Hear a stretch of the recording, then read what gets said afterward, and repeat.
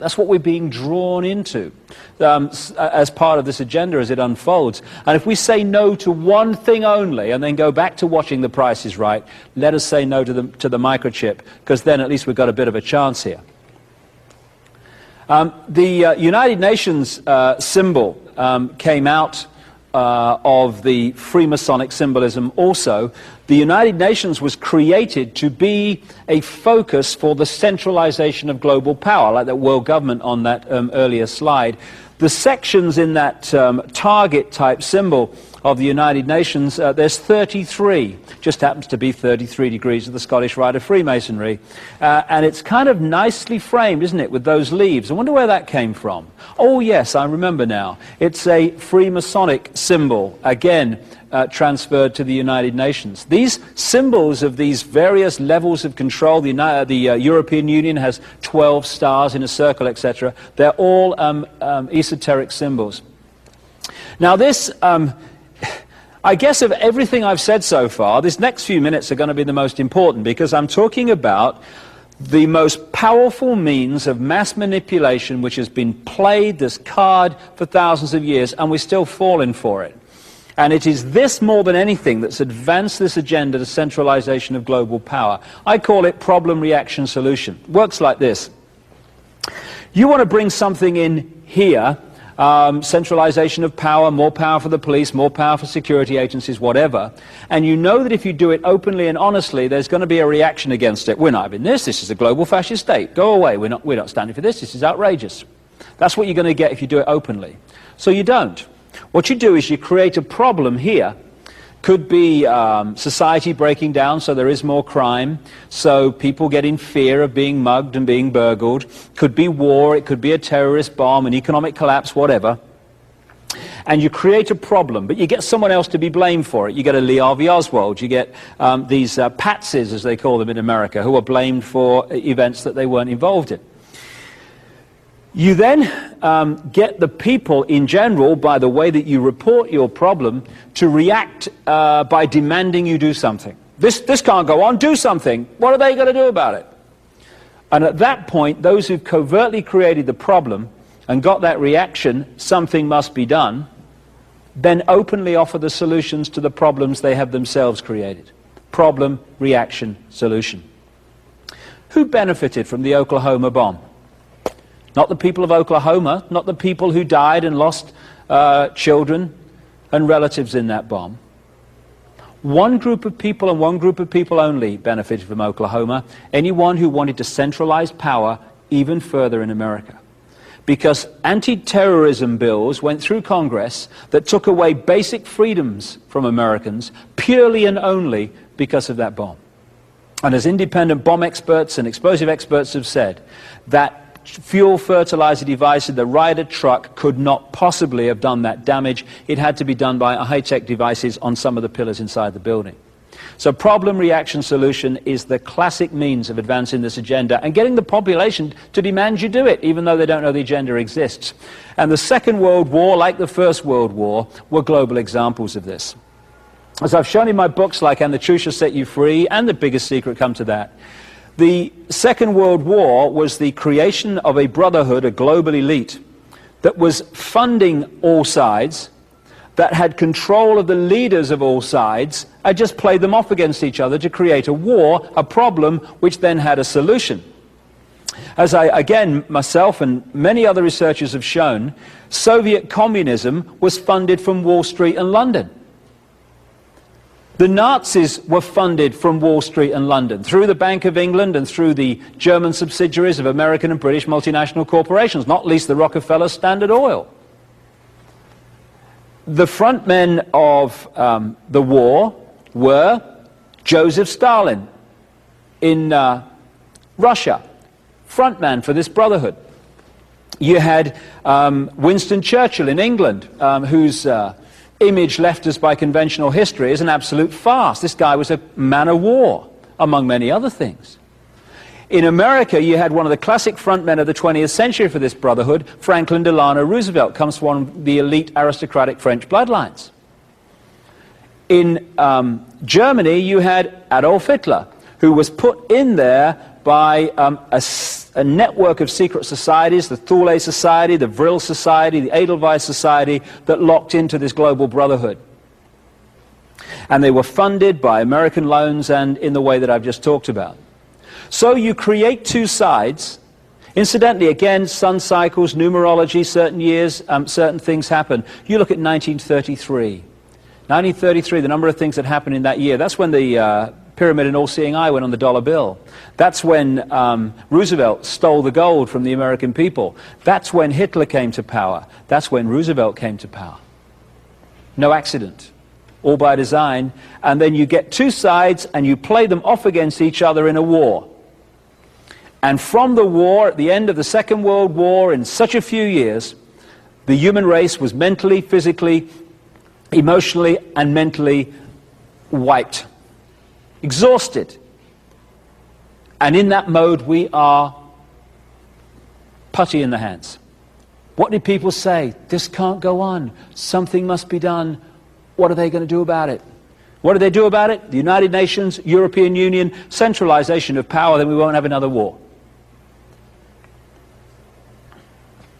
As I've shown in my books, documents exist that show that the Second World War was planned as the First World War was ending, probably before that. And if anyone thinks that it's not possible for a few to control the world, you're looking at it. How many people in Britain, America, Germany, Australia, South Africa, France, all these different countries, how many of those people wanted to go to war in the First World War? Hardly any of them. They want to be at home with their families, seeing their kids grow up. So why were they there? They were there because the pyramid structure and the hierarchy in this country persuaded its population they had to fight the people in this country. The little hierarchy in this country persuaded their population they had to fight this country, and these two hierarchies locked into one hierarchy, which was pulling strings of all sides. And there was a song in the 60s by a guy called Donovan, sang by a guy called Donovan, which went like this, which sums up where we're at with this. It went, he's 5'2" and he's 6'4". He fights with missiles and with spears. He's all of 31 and he's only 17. He's been a soldier for 1,000 years. He's a Catholic, a Hindu, an atheist, a Jain, a Buddhist and a Baptist and a Jew. And he knows he shouldn't kill, and he knows he always will. Killing for me, my friend, and me for you. And he's fighting for Canada, he's fighting for France, he's fighting for the USA. And he's fighting for the Russians, and he's fighting for Japan. And he thinks we'll put an end to war this way. And he's fighting for democracy, he's fighting for the Reds. He says it's for the peace of all. He's the one who must decide who's to live and who's to die, and he never sees the writing on the wall. But without him, how could Hitler have condemned him at Laval? Without him, Caesar would have stood alone. He's the one who gives his body as a weapon of the war, and without him, all this killing can't go on. He's the universal soldier, and he really is to blame. His orders come from far away no more. They come from here and there and you and me, and brothers and sisters, can't you see? This is not the way we put the end to war. And that sums up a very simple truth. When we stop playing the game, there is no game. The few can only control the world and manipulate wars if we fall for it, because we fight them and they start them. And when they've started them and we fought them, they recreate the world in the image that they want. So we went from global elite controlling both sides, conflict, United Nations, European Union, in both world wars. Power was in far fewer hands at the end of the war than it was at the start, and that was the reason for the war. Another problem, reaction, solution, which I'll talk briefly about, that is going to be played in the next few years, it would look like, maybe even sooner than that, is the idea there's some extraterrestrial invasion. These so-called flying saucers have been around for a long time. They're flown by humans. Been around for a long time. It's a very straightforward technology. But if you, going back to that knowledge, ignorance pyramid at the start, if you keep people in ignorance of what's possible, when they see things flying around that they don't believe humans can create, then they think extraterrestrial. And there's a scam being played here in which, while these extraterrestrial created and connected bloodlines have been running the world and still are all these thousands of years, that we're going to be persuaded that there's some extraterrestrial invasion coming in. And what will that justify? Centralization of global government, global army, and all these different things. And that's being played now. We're being prepared for it with more and more of these extraterrestrial stories coming out through things like X-Files, made by Fox Television, owned by Rupert Murdoch, which is owned by this Brotherhood.